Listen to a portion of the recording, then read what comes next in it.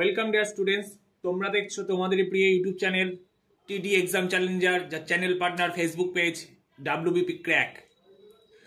আজকে চলে এসেছি ভ্যাকেন্সি রিলেটেড কিছু কথাবার্তা বলার জন্য। আমরা খুব সচরাচর ভ্যাকেন্সি রিলেটেড কিন্তু খুব একটা ভিডিও করি না, কিন্তু আজকে বাধ্য হয়ে এই ভিডিওটা এনেছি শুধুমাত্র তোমাদের কথা ভেবে, শুধুমাত্র তোমাদের জন্য। আজকে দিনে দাঁড়িয়ে, আজকে ঠিক 16ই ফেব্রুয়ারি, আজকের দিনে দাঁড়িয়ে ইউটিউব জগতে পুরো ছেয়ে গেছে একটাই কথা যে স্যার ডাব্লিউবিপি যে 12,000 ভ্যাকেন্সি, এই ভ্যাকেন্সিটা কবে আসবে? এই ডাব্লিউবিপি কনস্টেবলের যে 12,000 ভ্যাকেন্সিটা, এই ভ্যাকেন্সিটা কবে আসবে এই নিয়ে ইউটিউব জগৎটা পুরো ছেয়ে গেছে। বিভিন্ন থাম্বেল, মানে এক একটা চ্যানেল এমন এমন থাম্বেল, ভুলভাল থাম্বেল বানাচ্ছে এমনভাবে, মানে স্টুডেন্টদের কি বলবো, মানে স্টুডেন্টের ইমোশনটাকে নিয়ে এমনভাবে খেলে যাচ্ছে। তার জন্য এই ভিডিওটা মানে বাধ্য হচ্ছি বানানোর জন্য আমরা। সত্যি কথা বলতে গেলে দেখো, ডাব্লিউবি ভ্যাকেন্সির জন্য আজ গত 18ই জানুয়ারি তোমরা জানো যে কলকাতা রাজপথে একটা মিছিল হয়েছিল। সেখানে অনেক স্যার ম্যাডামরা ছিলেন, অনেক স্যাররা সেখানে উপস্থিত ছিলেন, অনেক স্যাররা সেখানে উপস্থিত থাকতে পারেননি। আমাদের টিডি এক্সাম চ্যালেঞ্জারের সুকান্ত তার ডিউটির জন্য সেখানে প্রেসিডেন্ট থাকতে পারেনি, তার ডিউটি পড়ে গেছিলো, এমার্জেন্সি ডিউটি। তিনি এমার্জেন্সি সার্ভিসে জব করেন, তোমরা মোটামুটি সবাই অনেকেই জানো।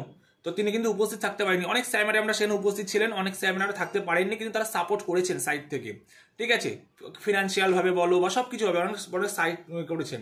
কারণ এই মিছিলটা ছিল, এই কারণ কি, এই মিছিলটা সম্পূর্ণটাই ছিল ছাত্রছাত্রীদের আরো এগিয়ে আসা উচিত ছিল সেখানে, ঠিক আছে। যাই হোক, মিছিলটা সেখানে আন্দোলনটা হলো, আন্দোলনটা হওয়ার পরেও কিন্তু এখনো ভ্যাকেন্সি আসছে না।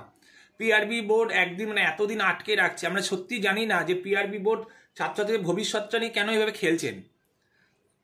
কারণ আজকে একটা ভ্যাকেন্সির জন্য এই 12,000 প্লাস এই কনস্টেবলটার জন্য হয়তো অনেক গরিব পরিবার তারা মুখ চেয়ে বসে আছে এই 12,000 এই ভ্যাকেন্সিটা কবে বেরোবে ডাব্লিউবি কনস্টেবলের, ঠিক আছে। কিন্তু তারপরেও মানে বিভিন্ন ভয়ঙ্কর, মানে কিছু ইউটিউব চ্যানেল, আমি নাম বলবো না, কিছু চ্যানেল এমন আছে রোজই একই থাম্বেল দিয়ে, ভুলভাল থাম্বেল দিয়ে স্টুডেন্টদের ভুলভাল বুঝিয়ে যাচ্ছে, ঠিক আছে।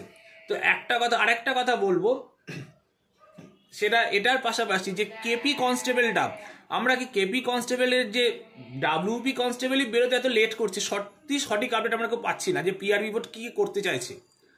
পিআরবি বোর্ড কি করতে চাইছে? আজ ফেব্রুয়ারি মাস হাফ হয়ে গেল, এখনো ভ্যাকেন্সি কোনো আপডেট নেই। সেটা কি ভোটের আগে থেকে, আমাদের পুজোর আগে থেকে চলছে যে 12,000 প্লাস বেরোবে। আমরা সত্যি শুনে যাচ্ছি। আমরা কিছুদিন আগে শুনলাম যে সিভিক ভলেন্টিয়ার্সের হচ্ছে ভ্যাকেন্সিতে 20% ইনক্রিজ করা হলো। তাহলে আচ্ছা, 12,000 প্লাসে যদি 20% ইনক্রিজ করা হয়, তাহলে তাদের মধ্যে থাকলো কত? কারণ আমরা জানি যে 30 ইউআরএস 30 করা হয়েছে এখানে, এই ভ্যাকেন্সিতে কিন্তু ইউআরএসটা কনস্টেবলে 30 আছে, তাই না? তাহলে কম্পিটিশনটা হিউজ পরিমাণে কম্পিটিশনটা। তাই প্রত্যেক ভাই বোনদের একটা কথা বলবো, ভাই বিশ্বাস করো, আমাদেরও তোমাদের চ্যানেল দেখতে বলবো না, যে আমাদের যে ভিডিও বানাই তোমরা দেখো, তোমরা নিজের প্রিপারেশনের উপর ফোকাস থাকো। রোজ ইউটিউব চ্যানেলটাকে ইউটিউব বাদ দিয়ে নিজেদের প্রিপারেশনে ফোকাস থাকো। কারণ ভ্যাকেন্সি যখন বলেছে যে রাজ্য সরকার পরীক্ষা তোমাদের নেবেই, ঠিক আছে, কিন্তু ভ্যাকেন্সিটা বেরিয়ে যাওয়ার পরে কিন্তু তোমরা সময় পাবে না পড়াশোনা করার জন্য। যাই তোমাদের পড়াশোনাটা কিন্তু প্রিপারেশনটা এখন থেকে স্টার্ট করতে হবে। কারণ তোমরা ভালো করে মাথায় ঢুকিয়ে নাও, পরপর 2 বছর, এই 24 সালটা তোমাদের গোল্ডেন ইয়ার। কেন বলি? 24 সালে পিএসসিও যখন তোমাদের ভ্যাকেন্সি বের করেছে, তারা পরীক্ষা নেবে, তেমন ডাব্লিউবি বের করেছে, রেলও তোমাদের কিন্তু ভ্যাকেন্সি বের করেছে। আবার দেখবে 2 বছর পর ঠিক 26 সালে ইলেকশন আছে, ঠিক 26 সালেও দেখবে ভ্যাকেন্সি তোমরা দেখতে পারবে যে এরকম একটা, ঠিক আছে। হয়তো এত ভ্যাকেন্সি থাকবে না, কেন সামনে তখন ভোট থাকবে, নিশ্চয়ই কিছু বিজ্ঞপ্তি বেরোবে সেই সময়টা। তো এই ফেজটাই, এই যে টাইমটা পিরিয়ডটা, সত্যি বেকার যে ভাই বোনরা যারা আছে, সত্যি বেকারত্বের জ্বালা যন্ত্রণা খুব কঠিন। আমরা একমাত্র জানি এই বিষয়গুলো, যে আজকে যারা ছাত্র সমাজ, যে মানে কি বলবো, ছাত্র সমাজের মধ্যে যারা চলছে, যারা বেকার যুবতী যারা চলছে, সত্যি এই বেকার যে ব্যাপারটা, সেটা হচ্ছে সত্যি খুব কঠিন, ঠিক আছে। তাই একটা কথা বলবো, ভাই বিশ্বাস করো, তোমরা নিজেদের প্রিপারেশনের উপর ফোকাস থাকো। আজকে ভ্যাকেন্সিটা বেরিয়ে গেলে তোমরা সত্যি টাইম পাবে না, হয়তো 4 মাস পরে হয়তো তোমাদের পরীক্ষা হবে। তাই এটাই বলবো যে ডাব্লিউবি কনস্টেবলের বিজ্ঞপ্তিটা আমরা পিআরবি বোর্ডের কাছে এই করজোরে হাত জোর করছি যে আপনারা যত সম্ভব পারেন অন্তত এই ভ্যাকেন্সিটা আপনার হচ্ছে শর্ট নোটিশটা এবং ফর্ম ফিল আপটা চালু করে দিন। কারণ প্রচুর ভাই বোনেরা হচ্ছে কিন্তু এই ভ্যাকেন্সিটার জন্য ওয়েট করে আছে। এরপরে যে টপিকটা সেটা কি ডাব্লিউবি পর হচ্ছে কেপি কনস্টেবল। আমরা তো মোটামুটি সবাই জানি যে কেপি কনস্টেবল হচ্ছে 3500, কেপি কনস্টেবল 3500 কি ভোটের আগে আদৌ সম্ভব?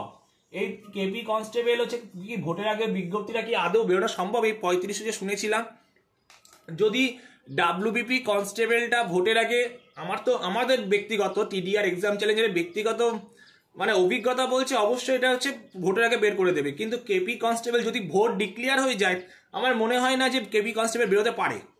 কিন্তু যদি পিআরবি বোর্ড বের করে দেন তাহলে খুবই আমরা উপকৃত হব, মানে আমরা ভাই বোনেদের তরফ থেকে বলছি। কারণ তারা অনেকটা আশা নিয়ে তারা এগোচ্ছে যে আজকে এই 12,000 প্লাস 3500 যে ভ্যাকেন্সির যে ব্যাপারটা আছে, তারা সত্যি খুব খুশি হবে যদি তাড়াতাড়ি একটু বের করে দেন, যদি ভাই বোনেদের কথাগুলো ভেবে। কিন্তু যদি ভোটটা ডিক্লেয়ার হয়ে যায়, তাহলে কিন্তু কোনোভাবেই এই কেপি কনস্টেবল যে 3500 বিজ্ঞপ্তিটা এটা কিন্তু বেরোনো আমার সম্ভব নয়, মানে আমাদের যা মনে হয়। কারণ ভোট ডিক্লেয়ার হয়ে গেলে তো নতুন বিজ্ঞপ্তি বেরোনো সম্ভব নয়। তাহলে কোনো হয়তো মানে সরকারি কাজ করা, মানে নতুনভাবে সরকারি যে রিক্রুটগুলো যে ব্যবস্থা করাগুলো, তো সেইগুলো তো মনে হয় না সেগুলো আর হবে। তাই এই বিজ্ঞপ্তিটা হয়তো ভোটের আগে বেরোতে, মানে এই বিজ্ঞপ্তিটা বেরোবেই, কিন্তু এক্সাক্ট আমরা সত্যি জানি না, আমাদের পক্ষে বলা সম্ভব না যে কবে বেরোচ্ছে। আজ বিভিন্ন আজ একটা বেরোচ্ছে, আজকে ওই দিন বেরোবে, সেই দিন বেরোবে। তোমাদেরকে একটা কথাই বলবো ভাই, খুব তাড়াতাড়ি হয়তো বেরোবে, আমরা সত্যি জানি না যে এক্সাক্ট ডেটটা কি, আমরা বলতে পারছি না। কিন্তু তোমরা তোমাদের প্রিপারেশনটার উপর জোর দাও, তোমাদের প্রিপারেশনটার উপর ফোকাস রাখো। এইটাই তোমাদেরকে বারবার বলা, যে তোমরা তোমাদের প্রিপারেশনটার উপর ফোকাস থেকো, কিন্তু তোমাদের প্রিপারেশন থেকে কিন্তু তোমরা তোমাদের ফোকাসটাকে সরিয়ে দিও না, ঠিক আছে? সাম্প্রতিক দুদিন আগে একটা নোটিশ ভাইরাল হয়েছে, তোমরা দেখতে পাচ্ছ। সেখানে দেখা গেছে যে 529টা হাজার সামথিং হচ্ছে তোমাদের সিট হচ্ছে প্রস্তাব দেওয়া হয়েছিল, সেখানে 529টা কিন্তু ডাব্লিউবিপি হচ্ছে new vacancy, WBP SI new vacancy কিন্তু প্রকাশিত হবে। কিন্তু এটা সম্ভবত ভোটের পর হয়তো মে জুন মাস নাগাদ হয়তো এই ভ্যাকেন্সিটা আসতে পারে। WBP SI, WBP sub inspector 529টা, মানে 500 প্লাস যে ভ্যাকেন্সি তোমরা দেখতে পেয়েছো দুদিন আগের এই সোশ্যাল মিডিয়াতে ভাইরাল হয়েছে। এই নোটিশটা কিন্তু তোমাদের ভোটের পর, ভোট ডিক্লেয়ারের পর কিন্তু তোমাদের এই ভ্যাকেন্সিটা বেরোতে পারে, অবশ্যই বেরোবে যে 24 সালে। কিন্তু এর বয়সটা ইউআর ক্ষেত্রে, এর বয়সটা ইউআর এ 27 রাখা হয়েছে। তবে আমরা রিকোয়েস্ট করব, আমরা প্রত্যেক চ্যানেল এবং প্রত্যেক স্যার ম্যাডামদের রিকোয়েস্ট করব, চলুন আমরা সবাই মিলে আবার একত্রিত হই এবং ছাত্রছাত্রীদেরকে বলবো তোমরা এই বিষয়টা নিয়ে আবার এগিয়ে আসো। অন্তত প্রত্যেক জায়গায়, প্রত্যেকটা স্টেটে বলো বা সেন্ট্রালে, যখন হচ্ছে ইউআরএ এই এসআই লেভেলের এক্সামে যখন 30 প্লাস হয়ে গেছে, তাহলে আমাদের স্টেটে নয় কেন? তাহলে আমাদের এই নিয়ে যদি আমরা একটা স্ট্রং প্রোটেস্ট করতে পারি, তাহলে মনে হয় একটা খুব একটা পজিটিভ ফল আসতে পারে। তো এর জন্য প্রত্যেককে এগিয়ে আসা উচিত, অন্তত ছাত্রছাত্রীদের জন্য। আমরা ছাত্রছাত্রীকে বলবো তোমরা এগিয়ে আসো, ইউআর ভাই বোনরা যারা অন্তত আছো তোমরা এগিয়ে আসো, যে আজকে তোমরা এগিয়ে আসো। আমরা রিকোয়েস্ট করবো, আমরা টিডিআর এক্সাম চ্যালেঞ্জার থেকে, আমরা সুকান্ত দার পক্ষ থেকে হচ্ছে বলছি যে তোমরা এগিয়ে আসো।